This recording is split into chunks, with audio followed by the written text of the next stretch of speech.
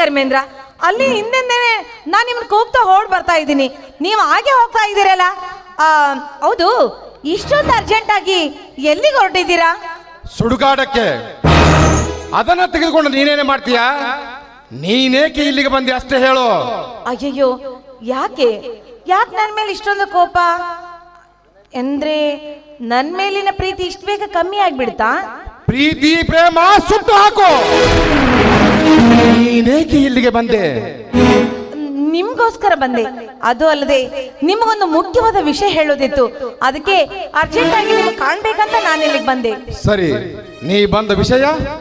ಅದೇ ಈಗ ನಾನೀಗ 3 ತಿಂಗಳ ನಿಜವಾಗ್ಲೂ ಗರ್ಭಿಣಿ ಇದ್ದೀನಿ. ಗರ್ಭಿಣಿ ಆದ್ರೆ ನಾನೇನು ಮಾಡ್ಲಿ? ಇನ್ನೂ 6 ತಿಂಗಳು ತೊಡೆದು ಆಸ್ಪತ್ರೆಗೆ ಹೋಗು, ಹೆರಿಗೆ ಆಗುತ್ತೆ. ಕೈಯಲ್ಲೊಂದು ಕೂಸು ಕೊಡ್ತಾರೆ, ಬೇಕಾಗಿತ್ತೆಂದ್ರೆ ಸಾಕು. ಇಲ್ಲವಾದ್ರೆ ಯಾವುದೋ ಕೆರೆಗೆ ಹೋಗಿ ಎಸ್ದು ಹೋಗು. ಯಾಕೆ ಯಾಕೆ ಈ ತರ ಮಾತಾಡ್ತಿದ್ದೀರಾ? ಮನಸ್ಸಾರೆ ನೀವು ನನ್ನನ್ನು ಪ್ರೀತಿ ಮಾಡಿ ಈ ಗರ್ಭಕ್ಕೆ ಕಾರಣವಾದವರು ನೀವು. ಹಾಗಾದ್ರೆ ನೀವು ನನ್ನ ಕೊರಳಿಗೆ ತಾಳಿ ಕಟ್ಟೋದಿಲ್ವೇ? ತಾಳಿ ತಾಳಿಯ ಕಟ್ಟು ಸಲುವಾಗಿ ನಿನ್ನೊಂದಿಗೆ ನಾನು ಪ್ರೀತಿ ಮಾಡಿಲ್ಲ, ಮಜಾ ಮಾಡೋದಕ್ಕಾಗಿ ನಿನ್ನನ್ನು ಪ್ರೀತಿಸಿದೆ. ಈಗ ನೀನು ಗರ್ಭಿಣಿ. ನೀನ್ಯಾರೋ ನಾನ್ಯಾರೋ? ನನ್ನ ದಾರಿ ನಾನು ನೋಡಿಕೊಂಡಿದ್ದೇನೆ, ನಿನ್ನ ದಾರಿ ನೀನು ನೋಡಿಕೋ. ಈ ಗರ್ಭಕ್ಕೆ ಕಾರಣವಾದವರು ನೀವು, ನನ್ನ ಕೊರಳಿಗೆ ತಾಳಿ ಕಟ್ಟಲೇಬೇಕು.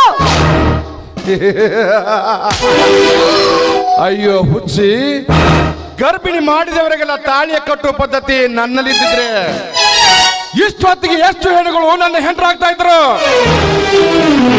ನನ್ನ ಕಂಡಿಗೆ ಕಾಣುವ ಯೌವನದ ಹೆಣ್ಣುಗಳನ್ನು ಮದುವೆ ಇಲ್ಲದೆ ಮುದ್ದಿಸಿ ಮಧ್ಯದಲ್ಲಿ ಕೈ ಬಿಡುವುದೇ ಕರ್ಮೇಂದ್ರ ನೀತಿಯಾಗಿದೆ ಹೊರತು ಕೈಯಿಂದ ತಾಳಿ ಕಟ್ಟುವ ಪದ್ಧತಿ ಈ ಕರ್ಮೇಂದ್ರ ಕಥೆಯಲ್ಲಿಯೇ ಇಲ್ಲ.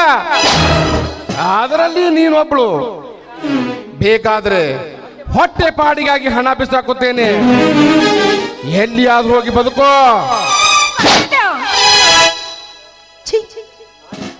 ನಾಚಿಕೆ ಇಲ್ಲದ ನಾಯಿ, ಪ್ರೀತಿಯ ಮಮತೆಯ ಮಾತುಗಳನ್ನಾಡಿ ಈ ನನ್ನ ಹೃದಯದಲ್ಲಿ ಪ್ರೀತಿಯನ್ನು ಹುಟ್ಟಿಸಿ ಹಾಲಿನಲ್ಲಿ ಹುಳಿ ಹಿಂಡಿ ನನಗೆ ಮೋಸ ಮಾಡಿ ಹೋಗ್ತಾ ಇದೀಯ.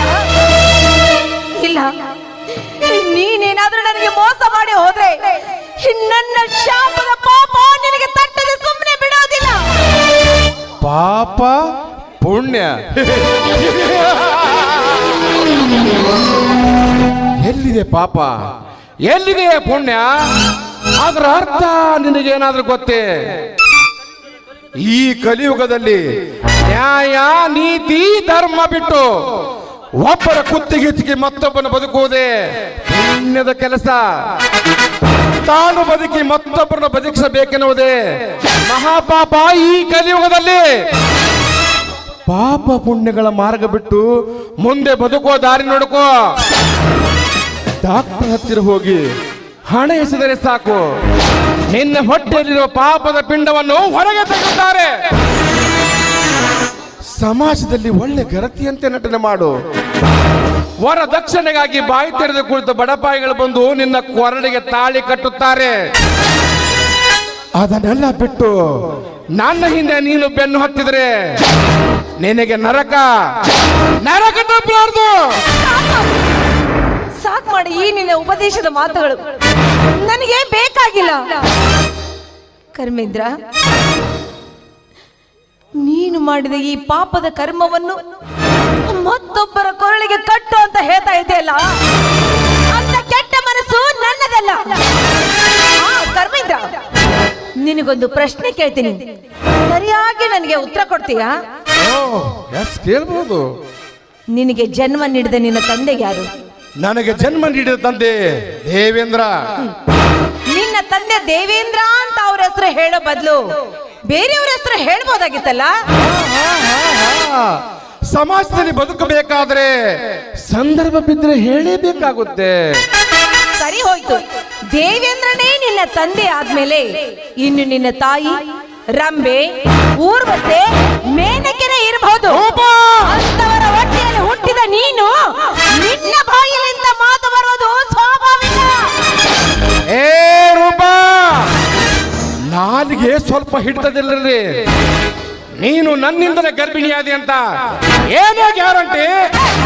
ನಿಮ್ಮಪ್ಪರಿಗೆ ನೀನು ಹುಟ್ಟಿದೆ ಅನ್ನೋದಕ್ಕೆ ಏನೋ ಗ್ಯಾರಂಟಿ? ಬಾಯಿಗೆ ಬಂದಂತೆ ಬಗಳ್ತಿಯಾದ್ರೆ ನಿನ್ನ ದೇಹ ಮಣ್ಣು ಪಾಲಾಗಬೇಕಾಗುತ್ತದೆ. ಸ್ವಲ್ಪ ಎಚ್ಚರದಿಂದ ಮಾತನಾಡಿ. ಮನೆ ಮನೆ ತಿರುಗುವ ನಾಯಿ. ನನಗೆ ಎಚ್ಚರದ ತುಚ್ಛವಾದ ಮಾತುಗಳನ್ನು ಹೇಳ್ತಾ ಇದೆಯಲ್ಲ, ಆ ನಿನ್ನ ಎಚ್ಚರವಾದ ತುಚ್ಛಗಳ ಮಾತು ನನ್ನ ರೂಪ, ನನಗೆ ನಾಯಿ ಅಂತ ಮಾತಾಡ್ತಿದ್ಯಾ? ನಿಜ, ನಾನು ನಾಯಿ. ನಿಯತ್ತಿನಿಂದ ನಿನ್ನನ್ನೇ ಪ್ರೀತಿ ಮಾಡಿದಲ್ಲ, ಆ ನಿಯತ್ತಿನ ನಾಯಿ ನಾನಾದೆ. ಮನೆ ಮನೆ ತಿರುಗುವ ನಿಯತ್ತಿನ ನಾಯಿ ನಾನು. ಆದ್ರೆ ನಿನ್ನ ಹಾಗೆ ಉಣ್ಣ ಮನೆಗೆ ಕಣ್ಣು ಹಾಕುವ ದ್ರೋಹಿ ನಾಯಿ ನಾನಲ್ಲ. ನೀನೊಂದು ಹುಚ್ಚ ನಾಯಿ. ನೀನು ನೋವು ಕಚ್ಚಿದರೆ ವಿಷ ಹೇರಿಸ್ತಾ ಇದ್ದಾರೆ ವಿರ ಬದುಕಲು ಸಾಧ್ಯವೇ ಇಲ್ಲ. ನಿನ್ನಂತ ಹುಚ್ಚ ನಾಯಿಯನ್ನು ಊರಲ್ಲಿ ಇಟ್ಕೋಬಾರ್ದು. ಇಟ್ಕೊಂಡ್ರೆ ಅದು ನಮ್ಮಂತ ಹೆಣ್ಣು ಮಕ್ಕಳಿಗೆ ತೊಂದ್ರೆ. ನಿಮ್ಮಂತವರು ಕೊಂಡಿಟ್ಟು ಸಾಯಿಸಿದ್ರು ಕೂಡ ಸಿಟ್ಟು ಕಮ್ಮಿ ಆಗೋದಿಲ್ಲ. ನಿನ್ನನ್ನು ಜೀವಂತವಾಗಿ ಬಿಟ್ರೆ ನಮ್ಮಂತ ಹೆಣ್ಣು ಮಕ್ಕಳು ಈ ಭೂಮಿ ಮೇಲೆ ಸ್ವತಂತ್ರವಾಗಿ ಬದುಕಲು ಸಾಧ್ಯವಿಲ್ಲ. ನನ್ನನ್ನು ಗುಂಡಿಟ್ಟು ಕೊಲೆ ಮಾಡೋ ಧೈರ್ಯ ಯಾವ ಗಂಡಸಿಗಿದೆ ಈ ಸಮಾಜದಲ್ಲಿ? ನನ್ನ ಹತ್ತಿರ ಹಣ ಇದೆ. ಹಣ ಬೀಸಿ ಎಸೆದರೆ ಸಾಕು, ಸತ್ತು ಬಿದ್ದ ಪಶುವಿನ ಮಾಂಸ ಕಾಗಿ ಹತ್ತು ತಿಂದು ಬದುಕಿದಂತೆ. ನನ್ನ ಹಣ ತಿಂದು ಬದುಕು ಎಷ್ಟೋ ಜನರು ಅಧಿಕಾರಿಗಳಿದ್ದಾರೆ ಈ ಸಮಾಜದಲ್ಲಿ. ಧರ್ಮೇಂದ್ರ, ಸಮಾಜದಲ್ಲಿ ನೀನು ಹೇಗಾದ್ರೂ ಪಾರಾಗಿ ಬದುಕಬಹುದು. ಆದ್ರೆ ನಿನ್ನ ನಾನು ಸುಮ್ಮನೆ ಬಿಡುತ್ತಿಲ್ಲ. ಕೋರ್ಟಿನ ಕಟ್ಕಟೆ ಹತ್ತಿಸಿ ಆ ಸರ್ಕಾರದಲ್ಲಿ ನಿನಗೆ ಸರಿಯಾದ ಶಿಕ್ಷೆ ಕೊಡಿಸ್ತೇನೆ.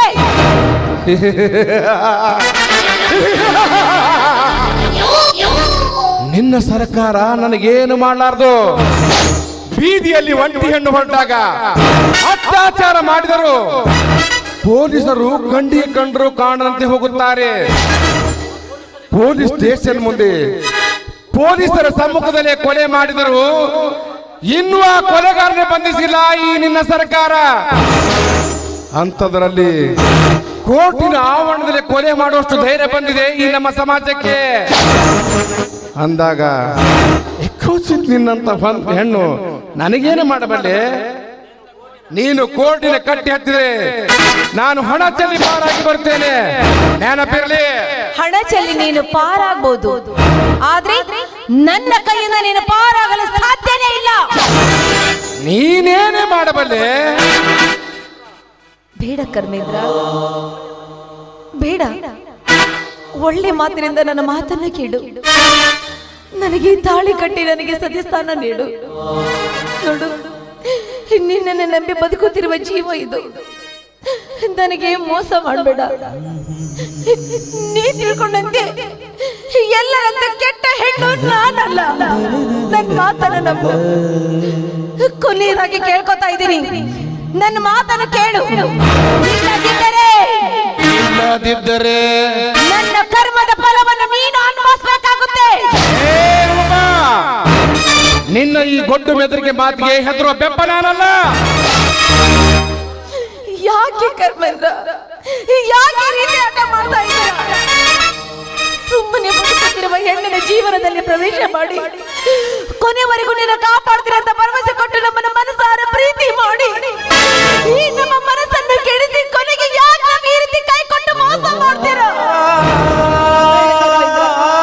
ನನ್ನ ಮಾತು ಕೇಳು. ನನ್ನ ಮಾತು ಕೇಳಿದ್ರೆ ನಿನಗೂ ಒಳ್ಳೇದು, ನನಗೂ ಒಳ್ಳೇದು. ನೋಡಿ, ನನ್ನನ್ನು ಬಿಟ್ಟು ಹೋಗ್ಬೇಡ ಅಂತ ನೀವು ಕೈ ಮುಗಿದು ಕೇಳ್ಕೊತಾ ಇದ್ರಿ.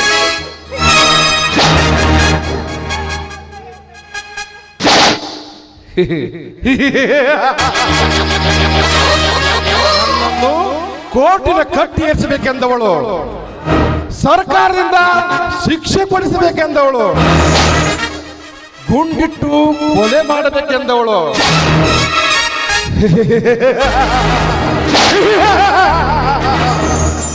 ನಿನಗಂಚಿ ನಾನು ನಿನಗೊಂದು ಕಾಣಿಕೆ ಕೊಡ್ಬೇಕಲ್ಲ.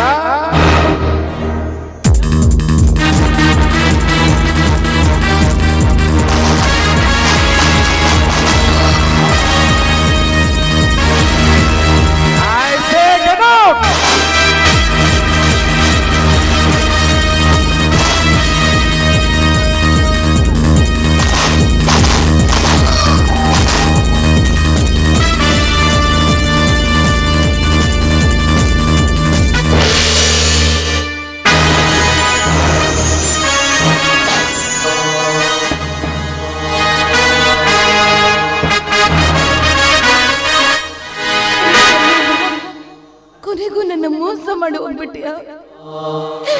ಈ ನನ್ನ ಪ್ರೀತಿಯನ್ನ ನಿನ್ನ ಕಾಲಿಂದ ಹೋದೆಯ. ಹೋಗು ಹೋಗು ಕರ್ಮೇಂದ್ರ, ಹೋಗು. ನಿನ್ನ ಹೆಣ್ಣಿಗೆ ಮೋಸ ಮಾಡಿ ಈ ಸನ್ನಿವೇಶದಲ್ಲಿ ನಿನ್ನ ಖಳನಾಯಕನಾಗಿ ಮೋಸ ಮಾಡಿ ಹೋದೆಲ್ಲ. ಹೋಗು.